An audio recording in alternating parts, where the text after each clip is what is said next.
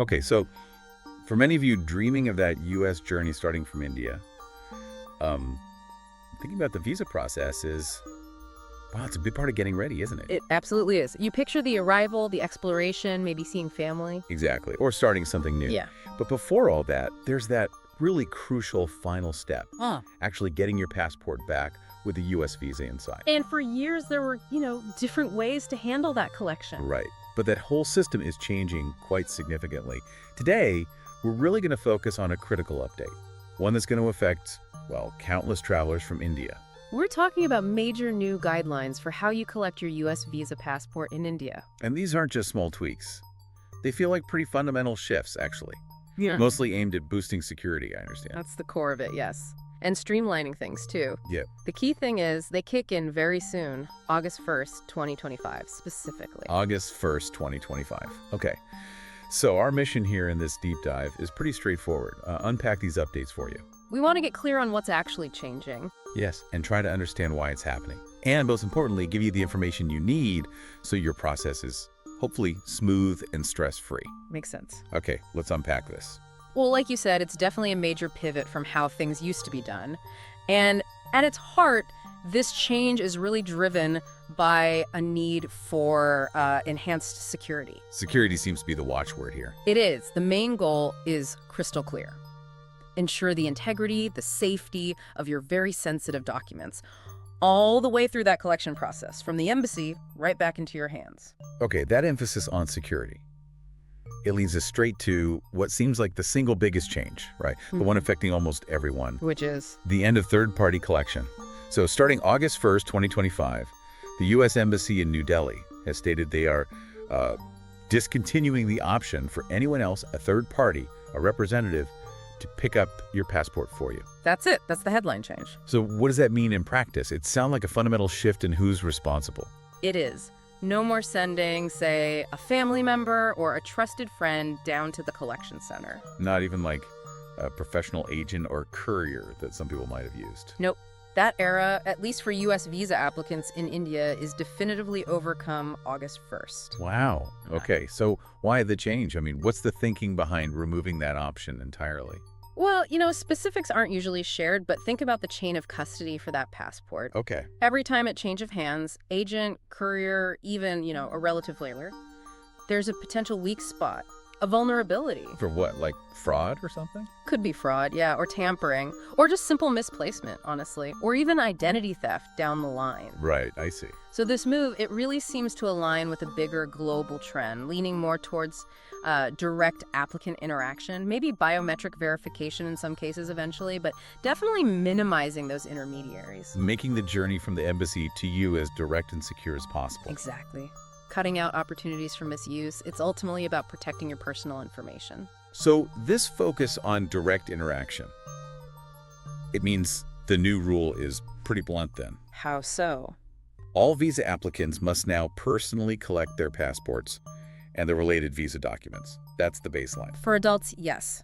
That's the new standard. No getting around it. And where do you actually go to collect it? You mentioned the embassy, but there are other places too. Right. Collection points include the U.S. embassies and consulates across India, of course, but also the VFS global centers. Do the authorized service providers handle logistics, right? Correct. And also some specific Blue Dart pickup sites are designated. Okay, but here's a practical question. How do you know which specific location is yours? Is it just assigned, or do you get a choice? That's a really crucial point. And yeah, it can be a bit confusing sometimes. Typically, once your visa status changes online, it might say issued or ready for pickup, something like that. You'll get specific instructions. Okay. On the official portal, usetraveldocs.com, logged into your profile, you should see the exact VFS or Blue Dart Center assigned to you. So it's specific to my application? Yes. In some situations, maybe depending on where you initially submitted your application, you might even see a short list of available centers nearby, and you can pick the most convenient one. Yeah. But the absolute key is always check your profile on that portal. It's unique to your case. Don't just rely on general info you hear. Confirm your spot online. Understood. Check the portal for your specific location. So for you, the listener, if you're an adult applicant, this really means you are now personally responsible for this final, vital step. It puts the onus squarely on the applicant. Which means you need to plan ahead, right? Yeah. Set aside the time, maybe even factor in travel to get to that designated center. Definitely. And think about it, if you live in a more remote area or just far from one of these major city centers where collection points usually are, Yeah. this could mean an extra trip. That's time, that's cost travel, maybe even accommodation. It's a real logistical point you need to build into your overall travel planning now. That's a very practical consideration. So, beyond knowing the location, what else do you need for a smooth pickup? Just show up. While preparation helps, you'll definitely want to bring your valid government-issued photo ID. That's essential. Okay. Passport, driver's license, something like that. Exactly. And also bring your appointment confirmation page, if you still have it, and any specific collection letters or instructions you received through the portal or email. Got it. Think of it like picking up something valuable that requires proof of identity. You need to show you're the rightful recipient.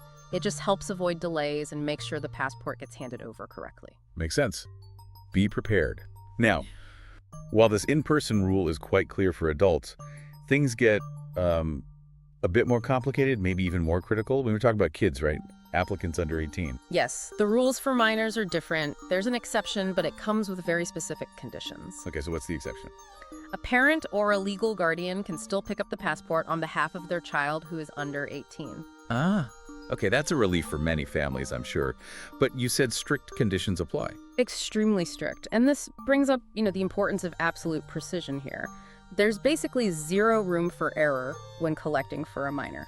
Okay, lay it out for us. What's condition number 1? The first, and probably most crucial condition, the parent or legal guardian showing up must present an original consent letter. Original, not a copy. Original physical paper. And very importantly, this letter must be signed by both parents. Both parents? Yes. Even if only one is collecting? Yes. Signed by both parents. This isn't like a suggestion. It's a hard requirement. They explicitly state that scanned copies, photocopies, emailed versions, none of those will be accepted. Wow. Okay. Original letter, physical document signed by both parents. Yeah. Why? Why such a high bar? Why so strict on that particular letter? It's entirely about safeguarding, really. Preventing any possible ambiguity about who has given consent for that minor's passport collection. Makes sense. A child's passport is an incredibly sensitive document. Authorities need absolute certainty that both legal guardians are fully aware and fully consent to its collection by a specific person. So it minimizes risks, like abduction or custody disputes. Exactly. Things like potential parental abduction, fraud, custody disagreements. This adds a vital layer of protection for the child's identity and their future ability to travel. It puts the child's best interests first. Understood. That clarifies the strictness. So you need that original dual-signed consent letter. What else? On top of that letter, you also need supporting ID proofs. Naturally. Okay. For the child. Yes. For the minor, you'll need something like their original birth certificate. Or perhaps a school ID card could work, showing their identity. Original birth certificate. Okay. And for the parent collecting. The parent or legal guardian doing the collection needs their own valid government-issued photo ID. Again, original, valid ID. So originals are key across the board where specified. It's all about proving identity and proving that explicit dual consent. No room for doubt. Precisely. Verification is paramount. On what if? Yeah. What if getting to a collection center in person is just really difficult? Maybe you live hours away or your work schedule is impossible. Is there any alternative at all? Yes, thankfully there is. Recognizing that in-person collection isn't feasible for everyone, the embassy has provided another route. Which is? They've introduced a paid home or office delivery service. Okay. That sounds convenient. It is. It seems like their way to balance the new security rules with, practical accessibility for people all across India. It offers flexibility. Is there a cost associated with this delivery service? Yes, there is a specific fee. It's set at $1,200 per applicant. $1,200 per applicant. So if you have a family of 4, that's $4,800 for delivery. That's correct. It's calculated per person whose passport is being delivered. Something to factor into the budget if you choose this option. Right. How do you actually opt in for this? Is it complicated? It's designed to be fairly straightforward, actually. It's all handled through your online profile on the Astravel Docs website. Okay, walk us through it. First step, obviously, log into your account. That's at ustraveldocs.com by UON. Got it.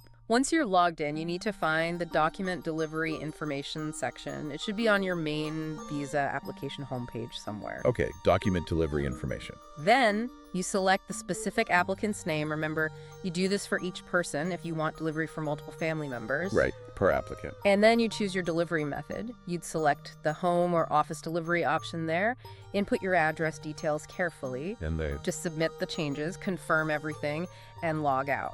It should be a relatively quick online process. that does sound manageable. And if we sort of zoom out again, connect this to the bigger picture, this delivery option is quite a smart move, isn't it? How so?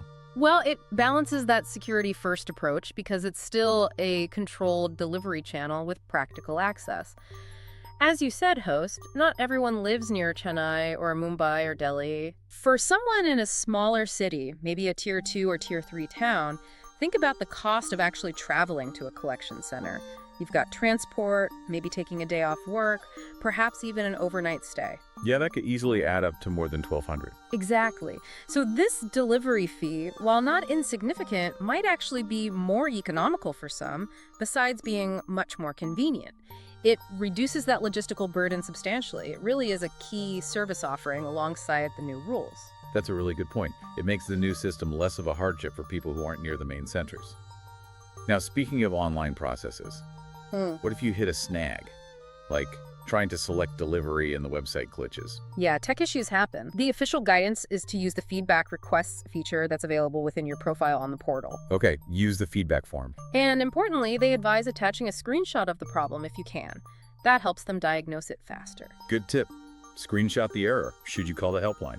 Actually, they specifically advise against calling the call center for these kinds of technical website issues. Oh, really? Why is that? The call center staff might not be equipped to troubleshoot website bugs directly. The feedback form routes it to the right technical team. So use the form and then keep an eye on the messages section within your profile, or check the official site for any general updates or instructions they might post. Okay, so feedback form, not the phone, for tech glitches. Oh, got it. Yes. And one more thought on delivery. While it's generally reliable, it pays to be careful with the address you provide. Make sure it's accurate. Absolutely accurate. And make sure someone will actually be there to receive the package. These are sensitive documents, right? Often they'll require a signature upon delivery. Oh, good point. What if they try to deliver in no one's home? If delivery attempts fail repeatedly, your passport might end up being returned to the nearest collection center anyway, which, ironically, puts you right back where you started, needing to arrange an in-person pickup. Right. So ensure the address is perfect and someone can sign for it. Avoid that boomerang effect. Precisely. Treat the delivery details with the same care you treat your visa application itself. Okay, this has been really detailed. So let's try to distill this down. What does this all mean for you, the listener? Let's summarize the absolute must-knows, keeping that August 1st, 2025 date front and center. Good idea. A clear takeaway is needed. Right. So first, for adult applicants, Mm-hmm. the main rule is simple. You must collect your passport in person. No ifs, ands, or buts. The collection happens at a designated U.S. Embassy, Consulate, VFS Center, or specific Blue Dart location, which you confirm via your online profile. Correct. Your convenient alternative, if going in person is difficult or undesirable, is the paid home or office delivery. For that fee of $1,200 back per applicant. Okay, now for minors, that's anyone under 18 years old. What's the summary? For minors, a parent or legal guardian is allowed to collect the passport on their behalf. But, and this is a big but. A very big but. This is only permitted if they present that original physical consent letter signed by both parents. No copies, no emails, original letter, both signatures. Plus, the necessary valid ID proofs for the child, like a birth certificate, and the collecting parent government photo ID. Exactly. All originals were specified. Super strict on that documentation. And just like adults, the paid home delivery option at Mhm. $1,200 is also available for minors, if preferred. Yes, that option exists for them too, and it really bears repeating. These changes officially take effect on August 1st, 2025. Right around the corner, relatively speaking. It is. So if your visa application is currently processing, or if you're planning to apply sometime close to that date, understanding these new rules right now is absolutely crucial. Don't get caught out. Definitely not. Yeah. It just underscores how important planning ahead is. Preparing all those documents meticulously, especially that original consent letter if you have kids applying. Familiarize yourself with these procedures well before your potential pickup date. So don't wait until the last minute. Please don't, my advice. Just assume the new rules will apply to you if there's any chance your passport pickup will happen on or after August 1st, 2025, regardless of when you applied. It's always better to be over-prepared in these situations. That sounds like very sound advice. Okay, so just to recap the main points one last time for everyone. The new U.S. visa passport collection rules in India starting August 1st, 2025 mean a major shift. The emphasis is now strongly on in-person collection by the applicant themselves, mainly for security reasons. Correct. For minors under 18, a parent or guardian can collect, but only with very specific, strict documentation, namely that original dual-signed consent letter and IDs. No digital copies of the letter allowed. Absolutely key point. And for everyone, there's the alternative of a paid home or office delivery service for $1,200 per applicant, managed through your online profile. That covers the core changes, yes. Maybe just a final thought for you, the listener, to mull over. Please. These kinds of procedural updates, while sometimes inconvenient initially, are really part of a constant, ongoing effort globally. It's about trying to enhance security in international travel and also trying to streamline processes where possible. It's a changing landscape. It really is. And in this dynamic environment, honestly, just staying informed, keeping up to date with official sources like the embassy website, that's always going to be your best strategy.